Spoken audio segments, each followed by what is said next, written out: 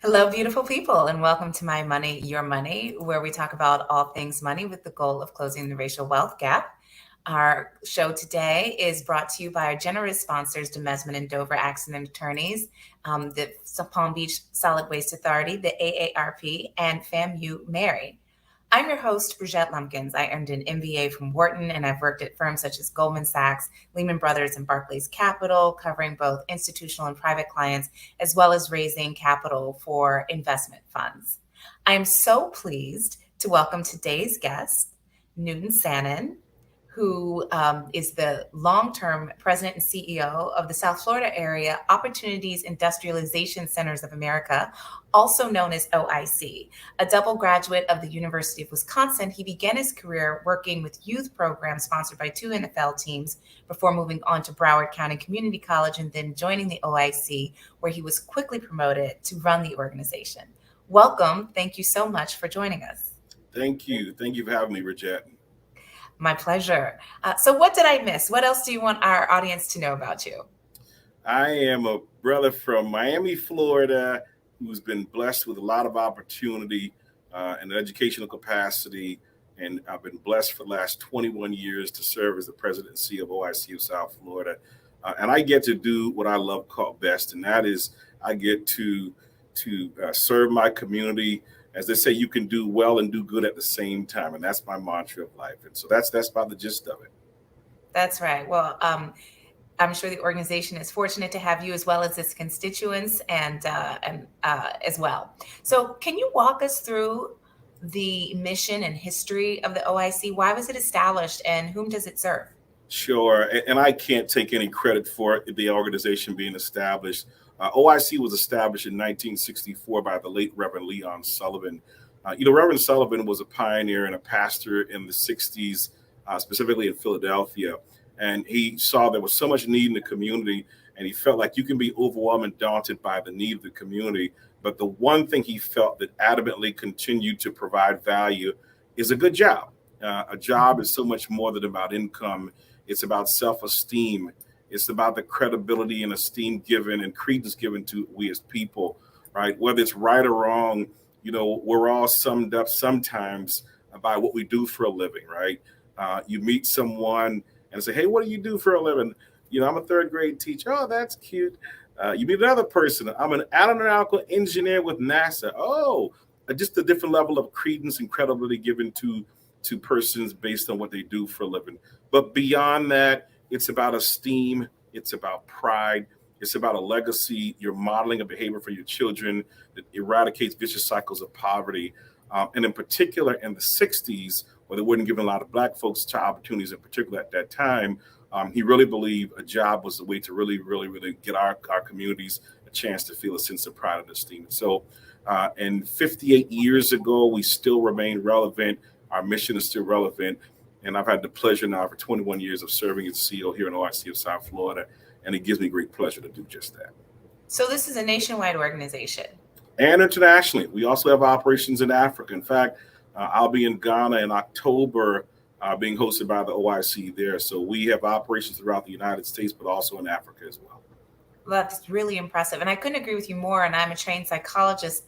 And by my educational background originally, and one of the themes that I studied back then was that human beings need work. That's a very important central tenet. So I couldn't agree with that more. So this show is about closing the racial wealth gap, and middle class participation is the cornerstone of the American dream. What barriers do Black people typically face in entering and staying in the middle class? There are systematic barriers.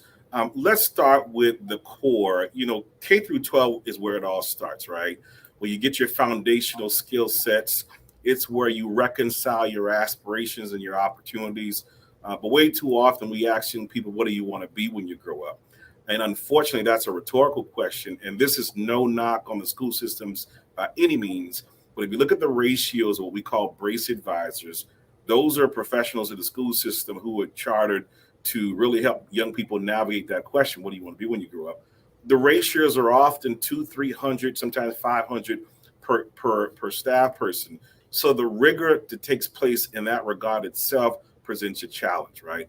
Then you talk about what it means for Black folks in that challenge.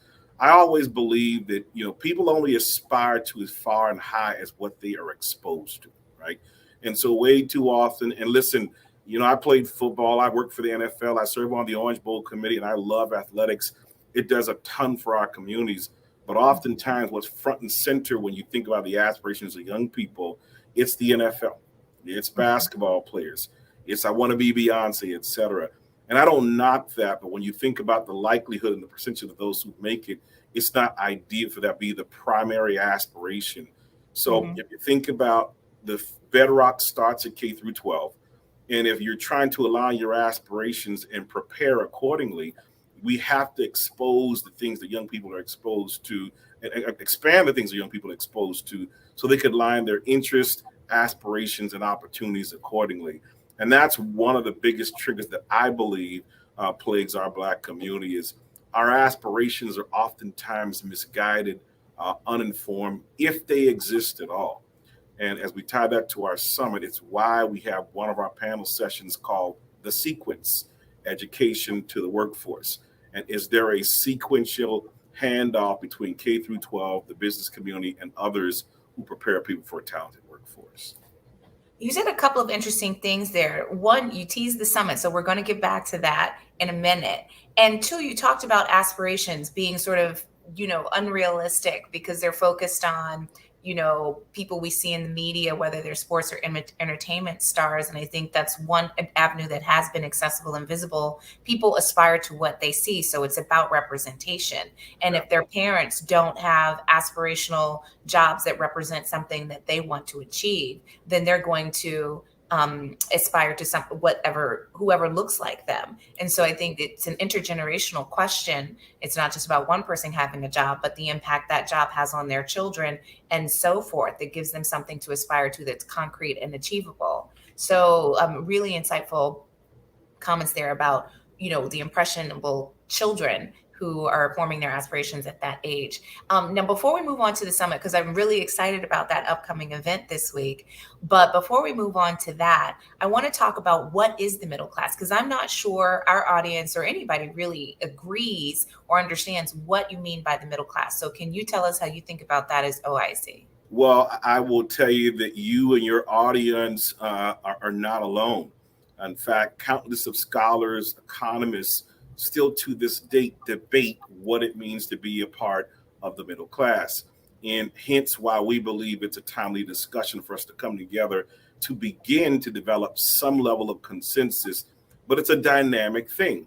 So I'll give you some examples. So let's say the Brookings Institutes say that, in single family households, between $30,000 to $90,000 could constitute a person being in the middle class. And you might say, well, geez, that's a great disparity from 30,000 to 90,000. I'm saying you're absolutely right. But then there's context, right? So obviously things like what part of the country you live in, right? Mm-hmm. So $30,000 in rural Iowa is going to go one distance versus $30,000 in New York City won't get you any distance, right? So that's the kind of relative context why it begins to be difficult for people to really have a finite prescription of what it means to come into the middle class. Secondarily, if you think just a year ago, 2 years ago, maybe 4 years ago, the cost of living was X. And here we are in South Florida, you might have thought yourself to be in the middle class, and then housing has gone up 30, 40, 50%, sometimes even 100%. Well, maybe not so much anymore, right? Same thing with gas, right? 1 minute, it's under $3 a gallon.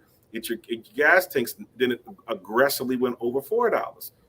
I see a lot of our political leaders are now touting how it's coming down below $4 a gallon, but that's still pretty dang high. So as you can see, there's a lot of dynamic factors that impact what constitutes being in the middle class. Here are some of the foundational triggers that I think people should focus on. One, what's most important, your biggest expense is typically where you lay your head, right? And so have you been able to solidify housing, right? Preferably ownership versus renting, because there's opportunity for generational wealth to pass through if you have a house versus renting.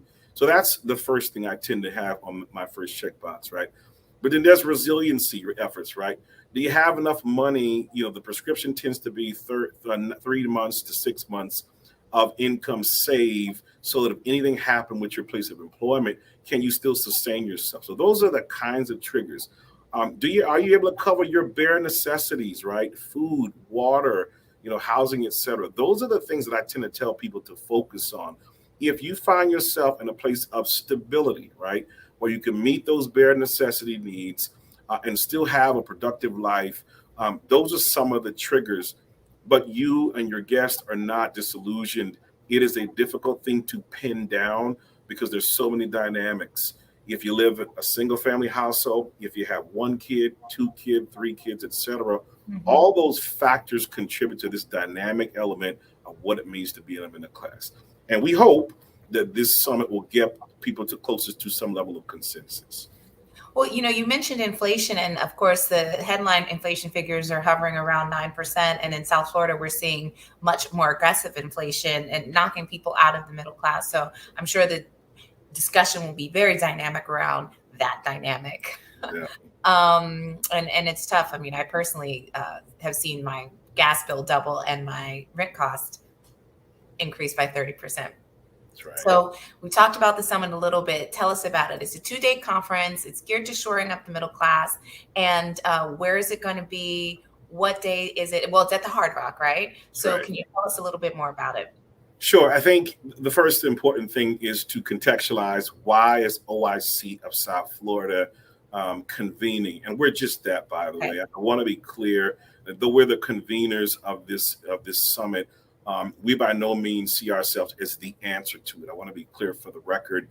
Secondarily, if you think about our mission, really our focus to really focus on economic mobility, economic stability, specific through workforce development is our forte, right?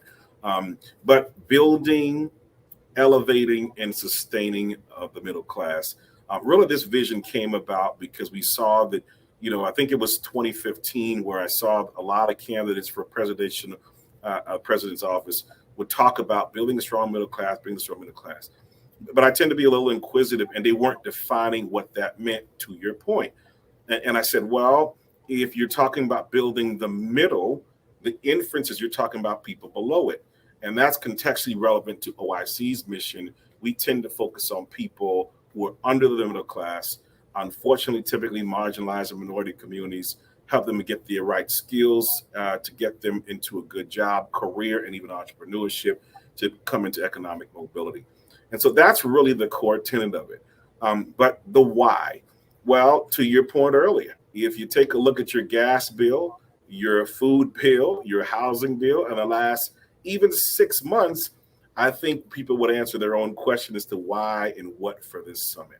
It's a dynamic array of professionals from our legislative leaders, our workforce and business leaders, our community ambassadors, our faith leaders, our healthcare professionals everywhere, because all of these facets have seen substantial increase in cost. And hopefully we come together to reconcile how each of these segments can be reconciled with regulating how people are rising costs, what spending means, affordable housing, et cetera, with solutions to help bring us to a more seamless middle class. Okay, so I mean, there are indeed quite a lot of heavy hitters at who are going to be at the conference. Can you name some, or the summit rather? Can you name some of them? And really, I think, how did you get all of those people to be in one place at one time? Because I know it's really difficult scheduling all of that. Sure. So some of the people we have, Dr. Dave Altig is the chief economist for the Federal Reserve Bank of Atlanta. And certainly people will want to hear from Dave. He's a good friend, and we've worked with Dave on several initiatives. So elated to have Dr. Dave Altig. Lanita Jacobs-Simmons is the Deputy Assistant Secretary of Labor. Folks are particularly interested in what's happening into the workforce. But we have over 200 employees, and people are always asking me, how do I figure this workforce thing out? Well, I will tell you, and very transparently, even being in the workforce business for well over 20 some odd years, we too are trying to figure out what's going on with the workforce, right? Mm-hmm. Do people want to work? The concessions they want, right? They want to work from home. They want flexible hours, right? That's not always practical. There's an intergenerational observation, right? The boomers, the Xers, the Ys, Gs. How do you manage a workforce with a dynamic generations in your place of work? We have Bina Elliott. Bina Elliott oversees a $30 billion portfolio called Advancing Black Pathways of JP Morgan Chase. There's a series of so many different speakers. We have the SBA Regional Administrator, Alan Thomas, who's going to talk about small business. Shannon Jackson is over the small business minority procurement for the entire U.S. Department of Health and Human Services, oversees $90 billion in procurement. Will often tell me he can't spend the money because we got to get small business to get their infrastructure strengthened. They need access to capital, which is why we have a lot of banks involved. So if you think about it, there's opportunity for people to realize greater revenue, but there's also some things they need to pair together. And we believe we have a comprehensive set of executives who represent housing, access to capital, workforce and education, policymakers, the Federal Reserve Bank, et cetera. And hopefully collectively, these people can bring together some solutions where we bring to bear a white paper post the summit that get us moving in the right direction.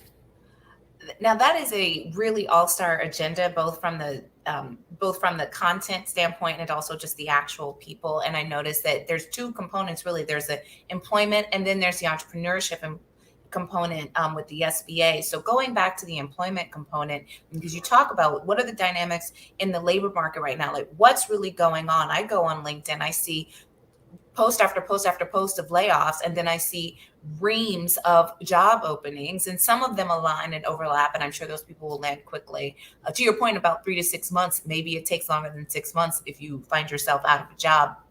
So is that even the right number? But beyond that, the dynamics of the labor market, there's lots of movement, lots of people moving. And I think that's partly a response, and I don't know if you can agree with this, to inflation, where if you're staying, if you need a 10% or a 15% raise to keep up with your increased costs of housing, et cetera, then you may not get that. It's hard to argue for that much of a raise, cost of living adjustment at your employer. So maybe you look to move to re-rate your salary or your pay.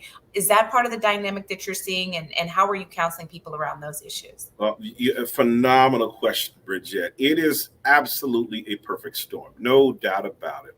I'll give you some perspective. So I said we got about 203 employees that work here at our organization. And I will tell you anecdotally and literally, I've heard, rent of some of our staff going up by 20%. I've heard 40%. I've heard 80%. That's a really important dynamic, right? And so in one respect here, I believe in equitable pay for our staff. Every other year, we do a salary survey to see that we're leveling off with competitive rates, right? And you certainly want to be a hypocrite. You can't be in the business of promoting economic mobility and try to check it with your people. But yet I also just got a bill for my health insurance, an additional $100,000+ a year. And so there's the conundrum. In one respect, you have an aspiration to level set your employees' economic need. I don't control the cost of housing, but it's an issue. And my folks want to contribute, want to work for the organization, but now they're toying with whether or not they even live in the state of Florida, right? Yeah. And then I turn around, and I won't call the name of the insurance agency. We'll talk after. But I got the bill. You give me the tea. Right? Literally, at first, it was a 50% increase. Well, I made phone calls to the CEO, and I said, look, if you want my business, you got to work with me here, right? So we were able to negotiate a bit, but it's still an additional $137,000 bill that we have to figure out. And so to your point, in one respect, employers want to hire the right people. They want to get things stabilized in terms of their talent and workforce. Because I don't think our issue is a matter of vision and strategy. It's really, at the end of the day, you have all the vision you want. If you don't have the workforce and talent to move your agenda forward, it's not going to happen. So it's an absolute perfect storm. It is the cost of all the associated costs for people to stabilize and have a good life. It is the cost also that employers are bearing, because think about what happens with business industry. When costs go up, they pass it on to who? The consumer. Right. Those consumers are my employees. So you see there's this vicious cycle. And so part of what we really want to talk about is regulating these increase in costs. Does the insurance companies really need to charge that much? I don't know, but we ought to take a look at that, right? Right. So there's a lot of contributing factors that really impact what we're trying to get done here. So what your answer just brought up a couple of things. One of the things is, especially for private industry, like I was like, how am I going to pay for this expensive iPhone that I want, right? How am I going to sustain that? You know what I did? I bought Apple stock. My gains in the Apple stock cover my iPhone cost. And not everybody has the knowledge or skill to do that, or the access to do that, right? So they can't sort of engineer an inflation hedge. You have to be kind of sophisticated to do that for yourself in a very directed way. So I'm fortunate to be able to do that. But I'm curious to know if you, as an employer who has this mission, so you really don't want to lay off people or give them a pay cut by not giving them a pay raise in the face of aggressive inflation. Where are your funding sources? What are your funding sources? I know you're a not-for-profit. Are you government funded? Do you have private donors? How do you go to the source, the well, and get more money to give, your employees like a COLA adjustment, cost of living adjustment? Sure. Phenomenal question, and kudos to you. And it's the irony of when you talked about how you had the wherewithal to have the ability to have the strategy and the means by which to reconcile the difference of the iPhone. That's a luxury, by the way, Brigette. But I know it's a luxury. I know. I got the secrets. I went over to the dark side, work for Wall Street. So my goal is to come back and spill the tea so everybody knows what I know. That's right. And so, but all seriousness, but that's part of the strategy we were infusing into the middle class conversation and solutions, by the way, because I definitely want to talk about solutions. We're not going to just preach to the choirs at this summit. I want to talk about that. Is to educate people. The inference is that the more people are educated like you, they can reconcile strategies and solution, be more informed to find different ways of revenue generation. The second part of your question is about our funders. I said, last week, incidentally, I celebrated 21 years as the CEO of our organization. Wow. And what a journey. I mean, when I first started, it was me and a part-time secretary. And now we have over 200 employees. And we're about $103 million we've raised year to date. And so we're proud of that. But we're certainly not resting on those laurels. So most of our funding has been strategic and intentional. It's in large part the federal government, but not exclusively. Namely Department of Labor, the Brand Association, and given the fact that we are in the business of workforce development, that shouldn't be a surprise to anyone. The U.S. Department of Health and Human Services as well. Many of the local foundations, and if I call one, I will forget one, so I won't name any.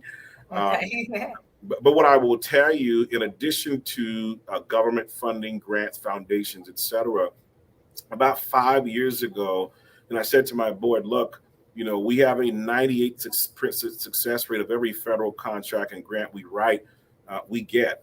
Its strategy, its hard work, its performance. But I still felt like it was a volatile business proposition.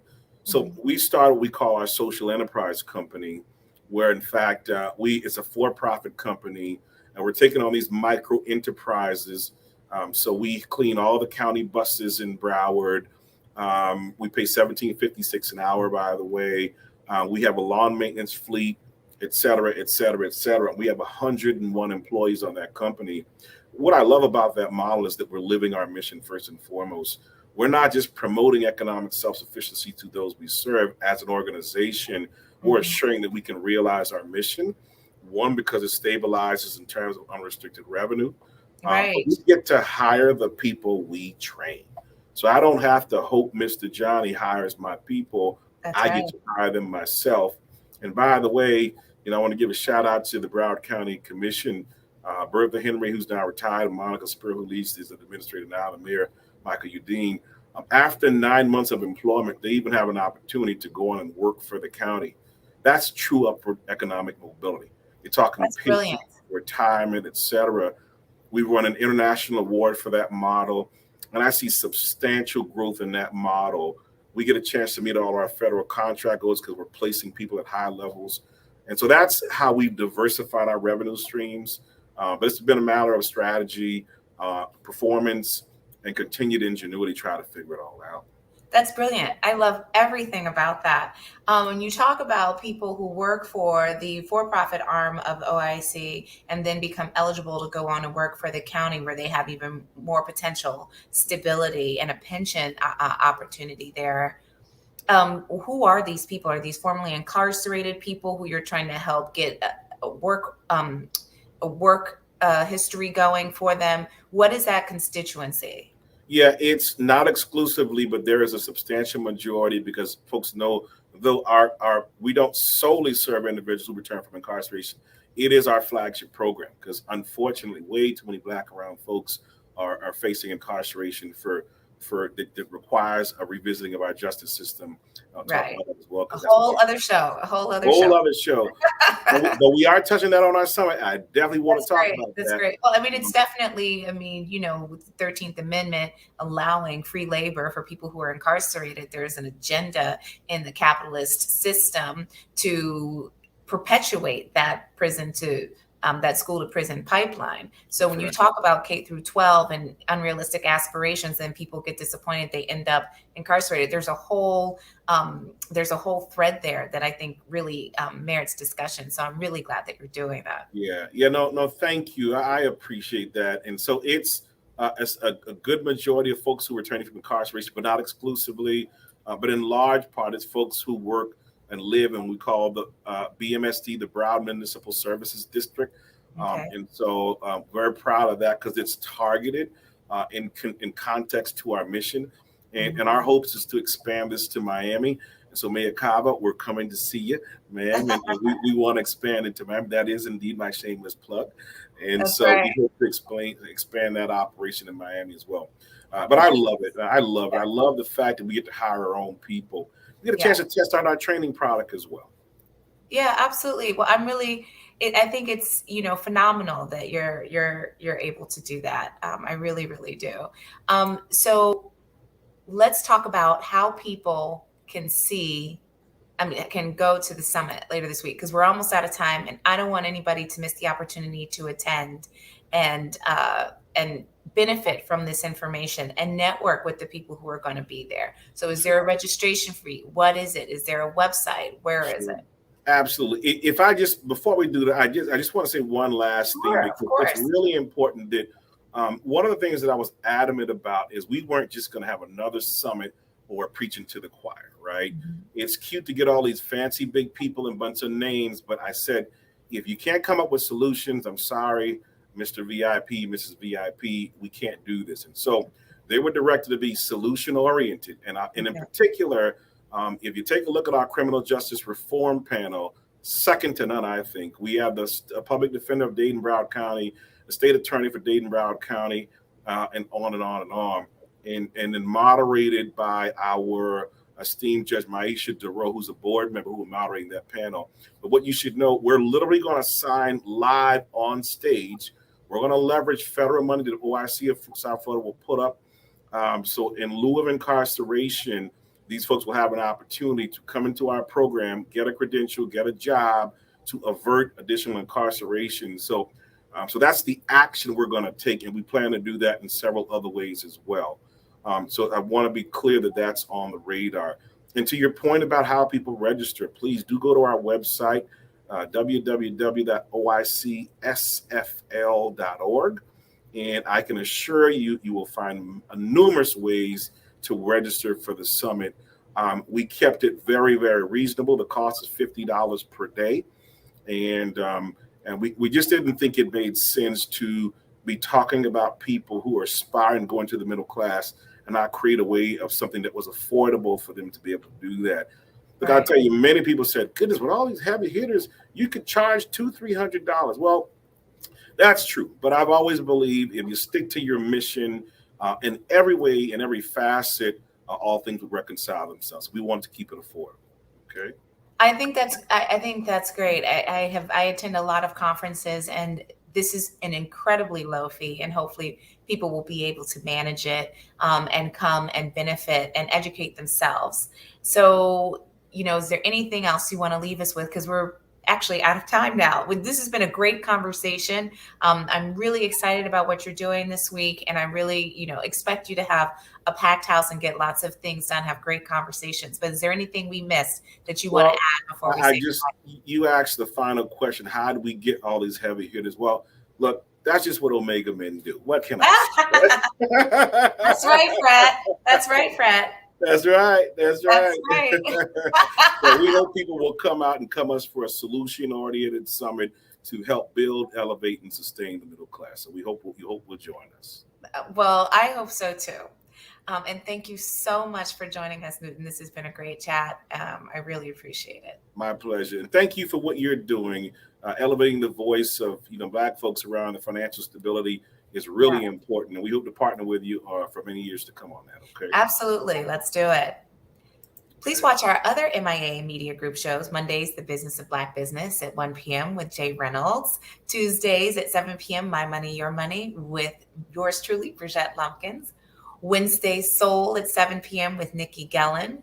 Thursdays, we have Lunch with Legacy Leaders at 12 noon with Anne Marie Sorrell. And The Flavor of South Florida at 7 p.m. with the legendary Chef Irene. Fridays, we have Black Health at 2 p.m. with Dr. Michelle Kirwan. Thank you so much for joining us tonight, and let's work together to close that gap.